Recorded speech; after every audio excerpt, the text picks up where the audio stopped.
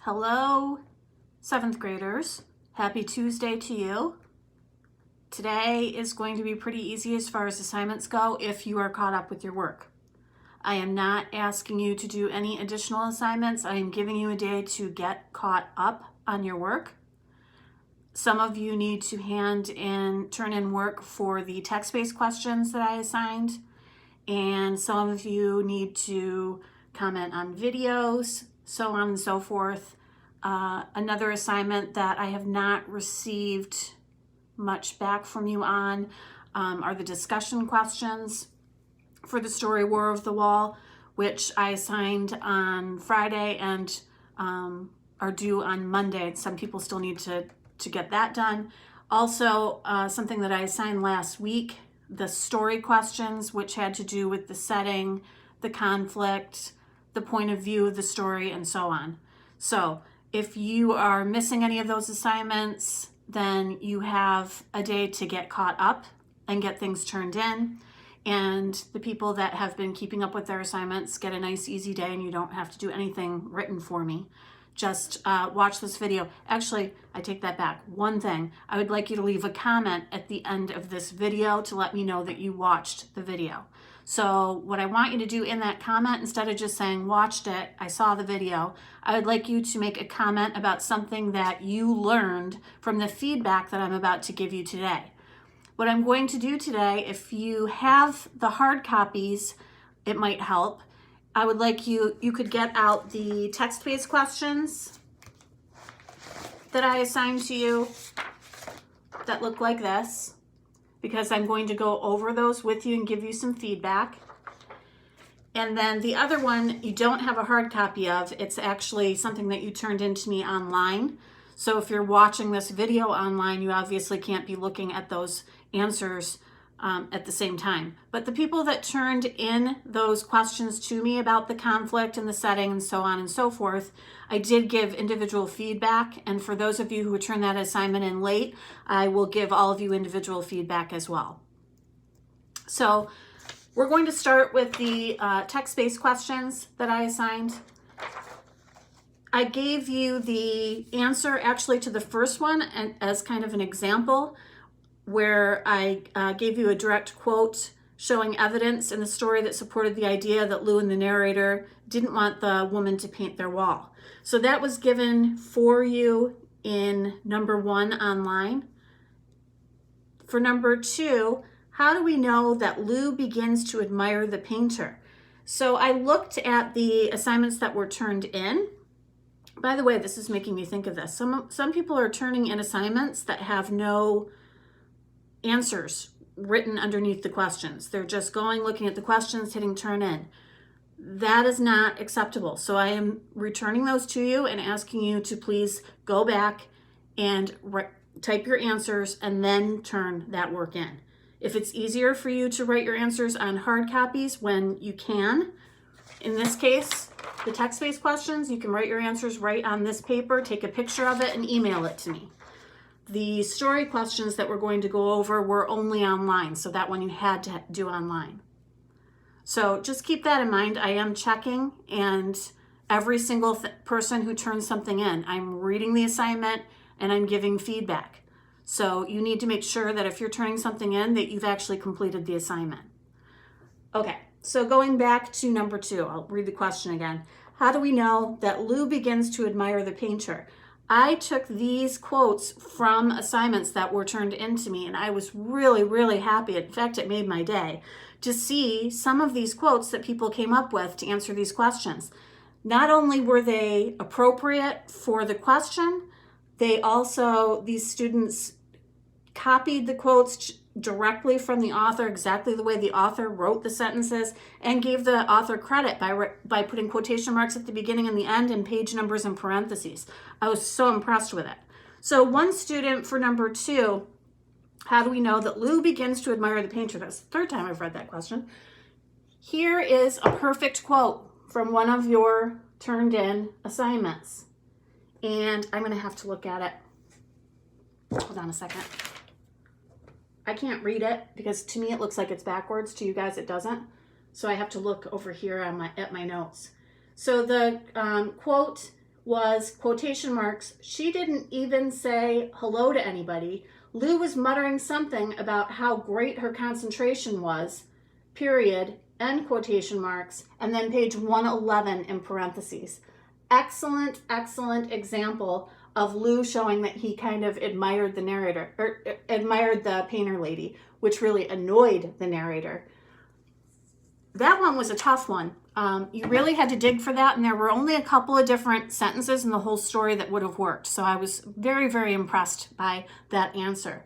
Another person wrote, it was something, in quotation marks from page 115. I believe that was something that the narrator said, so even the narrator ended up becoming impressed by the painter lady's work, along with really everybody from the community, because it turned out to be such a great piece of artwork.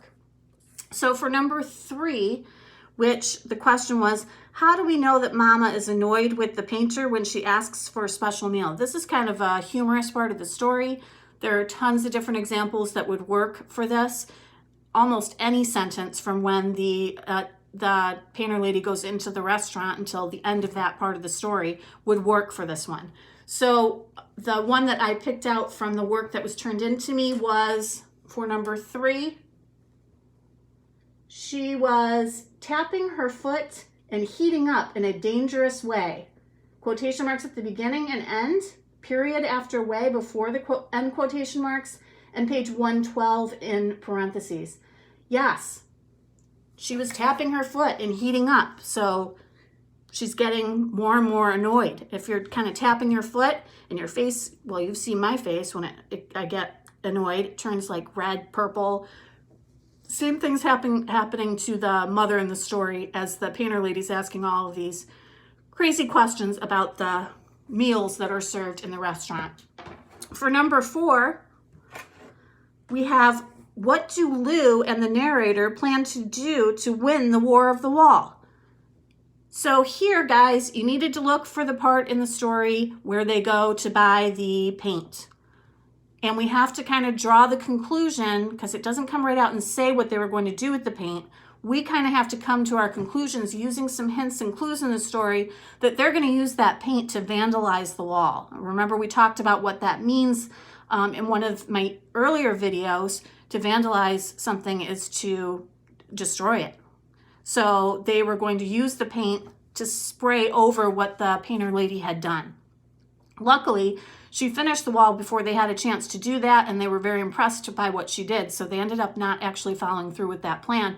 And they certainly could have gotten in a lot of trouble for that kind of thing, because vandalizing public property or private property is something that you can get very serious consequences for. So just keep that in mind. Okay, so for number 4, again, what do Lou and the narrator plan to do to win the War of the Wall? This quote I thought was great for this one. And it says, quotation marks, but in a junky hardware store downtown, we found a can of white epoxy paint, the kind you touch up old refrigerators with when they get splotchy and peely. Period, end quote, and page 114 in parentheses. Excellent, excellent quote. Probably the best sentence from the whole story that you could have used to answer that question. So great job with that. And I have to say, I got those quotes from Cam and AJ. So good job, Cam and AJ, with those quotes. And thank you for actually making my work easier. Okay, moving on to the questions that were only online, the War of the Wall questions, not the discussion questions that only a couple of you have answered, the ones that had to do with conflict and setting and that kind of thing. So for number 1, it was, what was the setting of the story? Most of you some of you answered the when, but not the where. Other people answered the where, but not the when. But overall, I think that people at least had a little bit of an idea of what the setting was and were right on about it. So the setting of the story, the setting of any story has to do with when and where. The where, you could have put, and some of you did, that it was next to a wall in a neighborhood, in the narrator's neighborhood. That's fine. Some of the action took place in the family's restaurant, so that would be okay too to mention as part of the where. You also, a couple of times in the story, it mentioned the specific street. So Taliaferro Street would have been a good answer for that one as well. As far as the when of the story, sometimes you have to look for clues within the story to figure out what the approximate time period was. You're not always told exactly when it takes place. So if you look at the very first page of the story, there's a really important clue. And actually, it comes into play at the end of the story too. They talk about Jimmy Lyons and how Jimmy Lyons went to fight in the Vietnam War and did not return. So that is a clue as to when the events in the story take place. The narrator remembers Jimmy Lyons, and he's a fairly young kid, so it wasn't in the way distant past that Jimmy Lyons went off to fight in the war.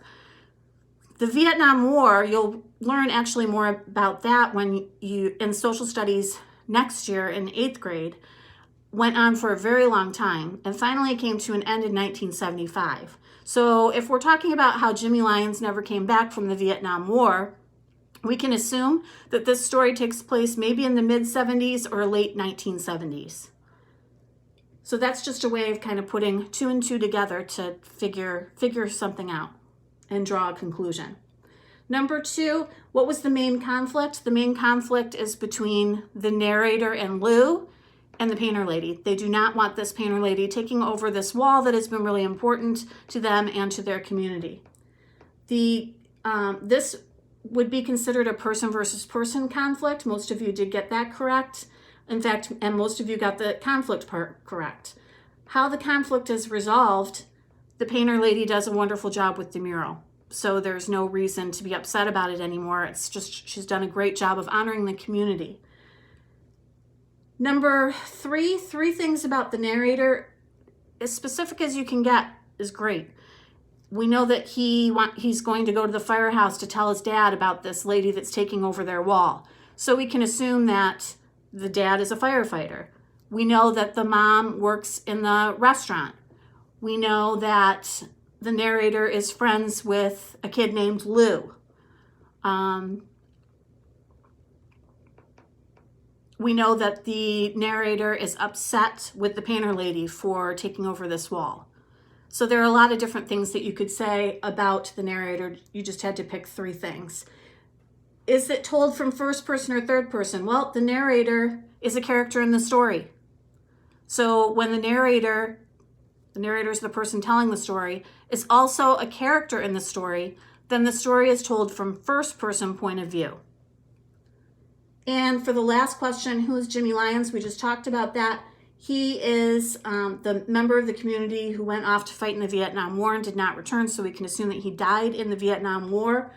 And he becomes especially important to the story because at the very end, we see that the painter lady is actually related to Jimmy Lyons and that she has dedicated the wall in his memory. So that's the general feedback for the text-based questions and for the just general questions about different parts of the story. And that's about all I have to say. So for today, you just need to leave a comment underneath this video letting me know one thing you learned from the feedback that I just gave you on either of those assignments. And catch up on any work that you're behind in. And I will talk to you tomorrow. Bye, 7th graders.